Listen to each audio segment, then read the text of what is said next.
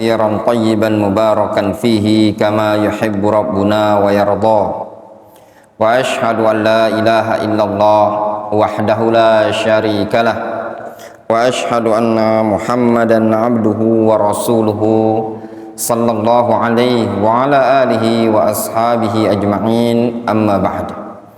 قال المؤلف في كتاب إتحاف الساجد بمجموعة من الآداب المهمة في المساجد باب آداب في حال البقاء في المسجد.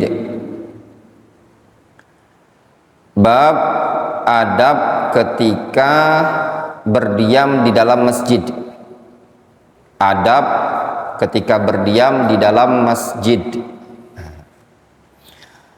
Setelah kita mempelajari, membaca keterangan yang berkaitan dengan adab berjalan menuju masjid, kemudian adab ketika masuk dalam masjid atau adab hendak masuk dalam masjid, maka penulis menyebutkan adab yang berikutnya, yaitu adab yang berkaitan ketika seseorang berdiam di dalam masjid.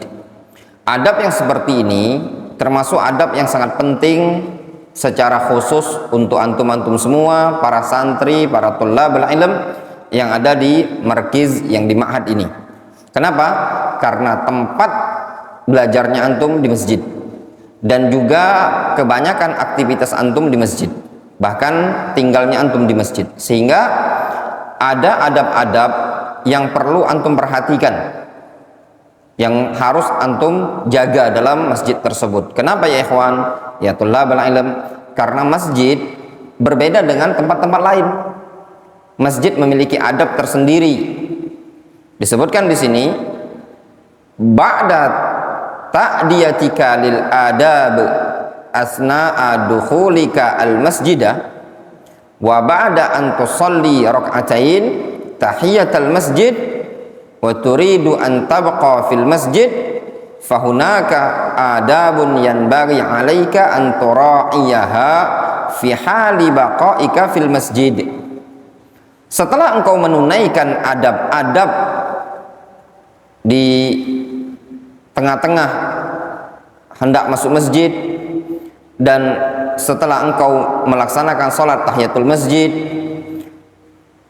dan ketika engkau ingin berdiam di masjid, jadi setelah antum telah menjalankan adab berjalan ke masjid, adab pada saat masuk masjid, dan diantara adab tersebut apa?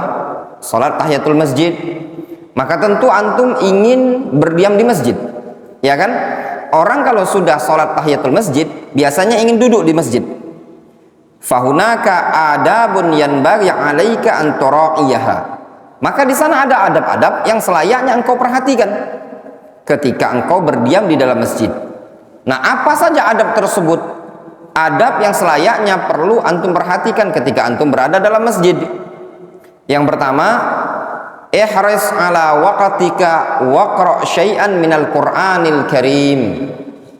Hendaknya engkau bersemangat untuk memaksimalkan waktu dan bacalah Al-Qur'anul Karim, sehingga ketika antum berada di dalam masjid, gunakan waktu antum untuk ibadah, gunakan waktu antum untuk qiraatul Qur'an.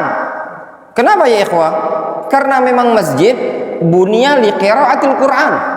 Masjid tersebut dibangun untuk membaca Al-Qur'an, untuk zikir, untuk sholat, untuk ibadah kepada Allah Subhanahu wa ta'ala.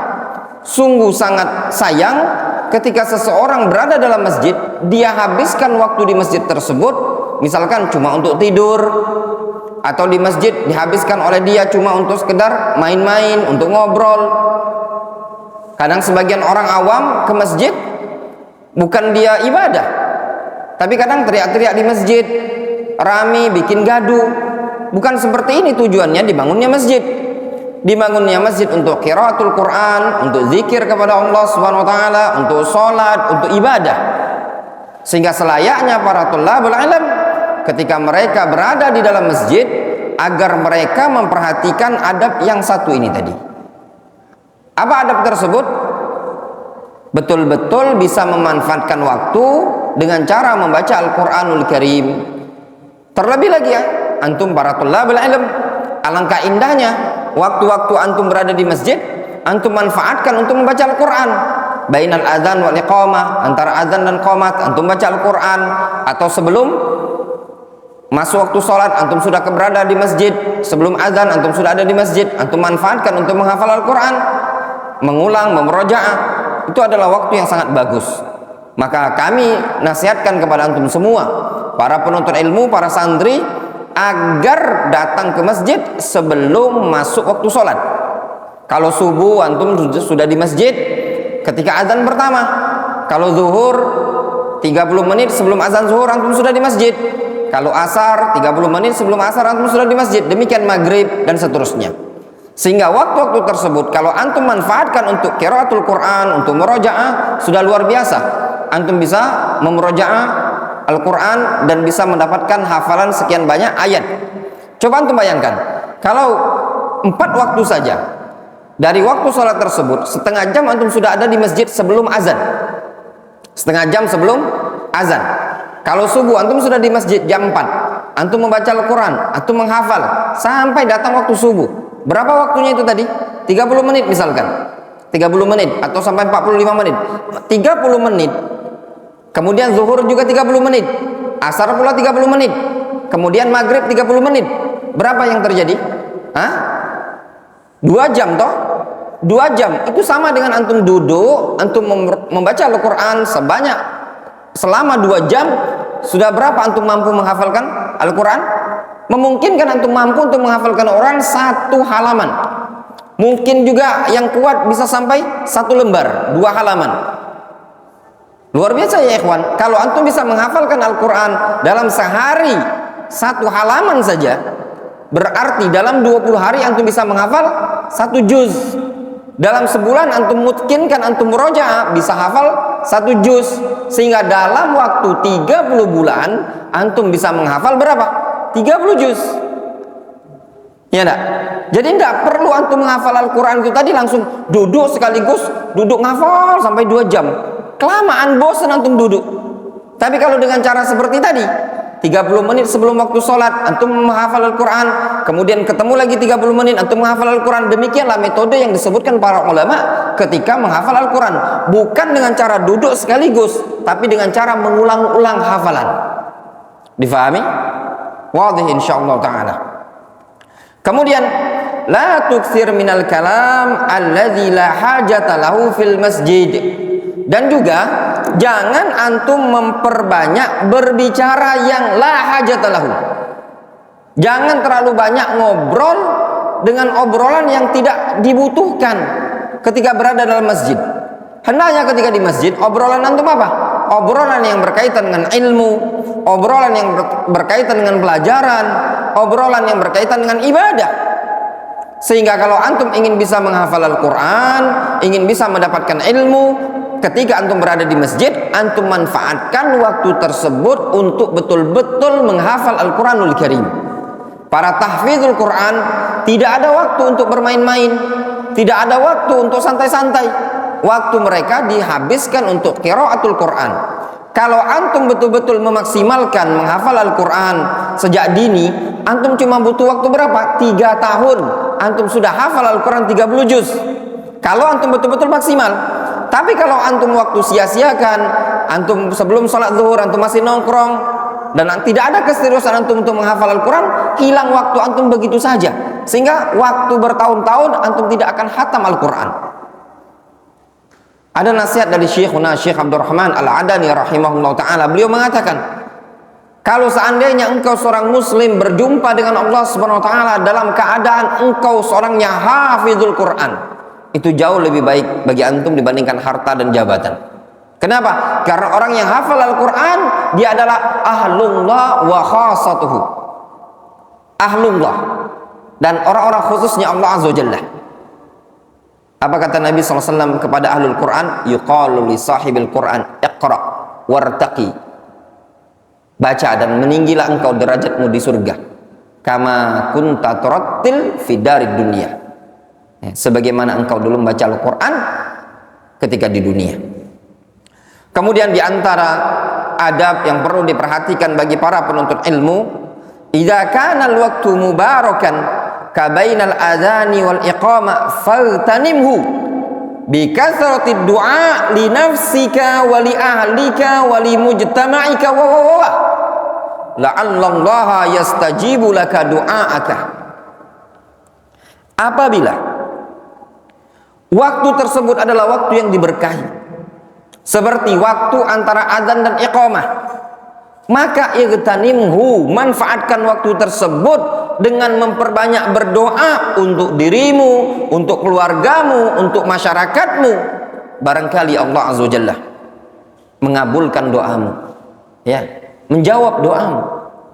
Doakan gurunya antum, doakan orang tuanya antum, doakan ikhwan-ikhwan kita salafiyin, doakan masyarakat dijauhkan dari mara bahaya, diberikan taufik, dan doakan juga diri antum. Itu yang lebih utama, yang paling utama. Antum dahulukan mendoakan diri antum supaya Allah Subhanahu wa taala fahamkan antum dalam urusan agama. Ya ikhwan, ana selama nuntut ilmu selalu ana berdoa, ya, dan sampai sekarang selalu ana berdoa. Ana minta selama ana menuntut ilmu selalu ana berdoa, ya Allah fahamkanlah aku pelajaran-pelajaran yang ada. Itu dari Indonesia sampai di Yaman. Ana selalu berdoa, ya ikhwan, ya, ana selalu doa, ya Allah fahamkanlah aku dalam urusan agama, mudahkanlah untuk memahami pelajaran-pelajaran yang ada. Ketika berdakwah sekarang ini sama, selalu ana doa. Pertama kali ana berdoa, ana selalu berdoa, ya Allah fahamkanlah aku ilmu, ya Allah mudahkanlah aku dalam berdakwah, berikan kemudahan-kemudahan.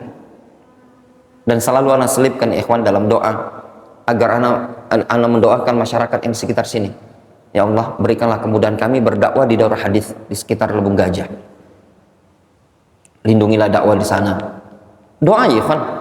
Kita ini tidak punya donatur yang bisa kita minta suflai tiap bulan.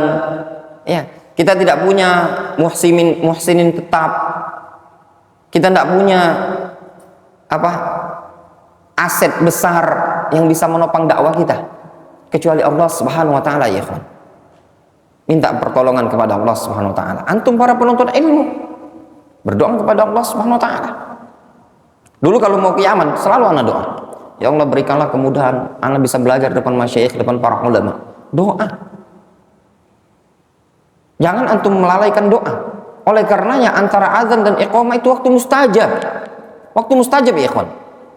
Nabi SAW mengatakan doa bainal adzan wal iqamah mustajab, la yurad. Doa antara adzan dan iqamah la yurad, tidak ditolak. Doa waktu mustajab itu. Antum berdoa kepada Allah Subhanahu wa taala, doakan diri antum agar Allah Subhanahu wa taala memberikan taufik, kemudahan untuk menghafal Al-Qur'an. Doakan keluarganya antum, orang tua. Doakan bapaknya antum supaya Allah mudahkan rezekinya untuk biayai antum menuntut ilmu. Dan jangan lupa juga doakan gurunya antum. Ya, doakan gurunya antum. Itu juga diantara sebab keberkahan ilmu adalah mendoakan guru. Ya, doakan gurunya antum, ustadznya antum, agar diberikan taufik oleh Allah, dimudahkan rezekinya, diberikan kemudahan urusan-urusannya, dijauhkan dari mara bahaya. Itu juga sebab keberkahan ilmu.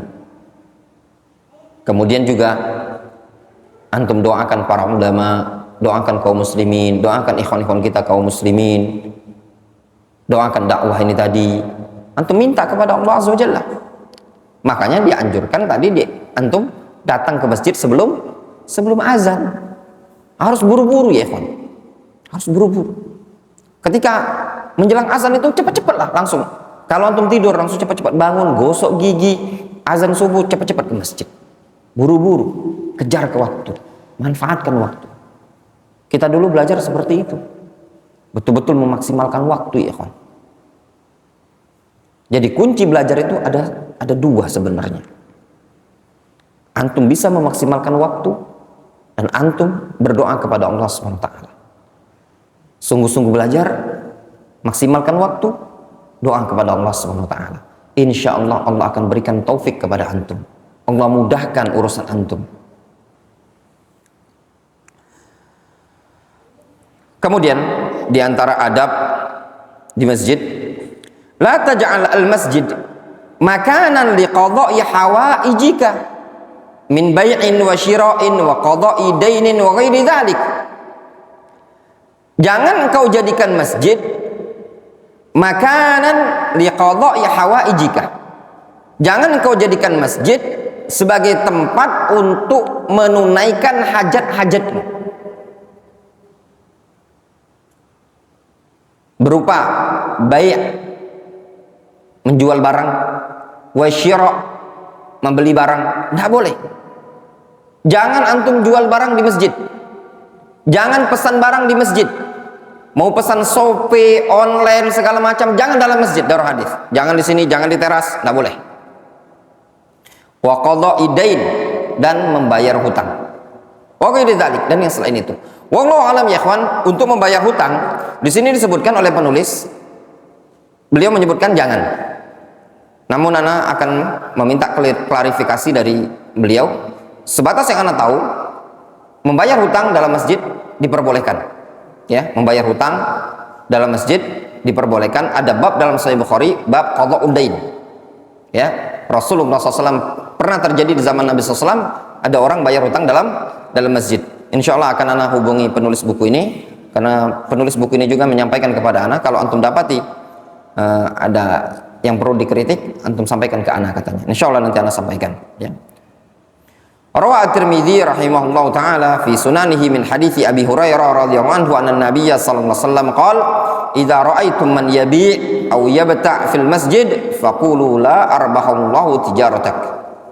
Apabila kata Rasul, engkau melihat orang yang menjual atau membeli di masjid, maka ucapkan oleh kalian, semoga Allah tidak memberikan keuntungan pada perdaganganmu. Tidak boleh ya ikhwan, hukumnya haram jual beli di masjid.